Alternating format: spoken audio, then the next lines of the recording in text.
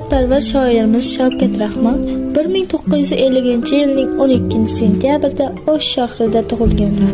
Shoirning otasi Rahmonberdi asli Shahrixon tumanidagi Saroy qishlog'idan bo'lib, taqdir taqozosi bilan O'sh shahriga kelib turg'un bo'lib qolgan. Onasi Oftobxon ham asli Shahrixon tumanidan edi.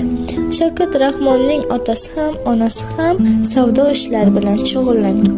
1966-yilda o'rta maktabni a'lo baholarga bitirgan Shavkat oliy ma'lumot olish istagi bois Toshkent davlat universitetiga filologiya fakultetiga ketma-ket 2 yil hujjat topshirdi. Deyarli hamisha qizg'in ijod bilan mashg'ul bo'lgan talabchan shoir shu yillarda 1978-yil Rangin lahzalar, 1981 Yurak qirralari, 1983 Ochiq kunlar, 1984 Gullayotgan tosh, 1986 Uyg'oq tog'lar, 1988 Hulvo singari she'riy kitoblarni chop ettiradi. U Lorka she'rlarini bevosita ispanchadan o'zbekka o'giradi.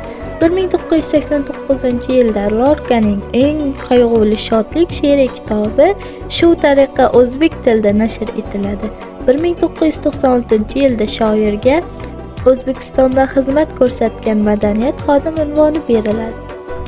Tong ochar ko'zlarin erinib, sevinchdan yig'laydi qiyoqlar, chechaklar jilmayar sevinib, shamolda cho'milar giyohlar. O'ynoqi shu'lalar bolalar, jimgina tarqalar sayhonga, o'rgimchak to'qiydi tolalar. Xon qizi boradi mehmonga, qurbaqa varaqlar bayozin, guldan bol so'radi arilar, chigirtka qaraydi ovozin, parvozga ninachi parilar. Moli mehnatkash chumoli, kuyinma atrofga bir qara, maysalar qanday himoli, dunyoni qilma ko'p masxara.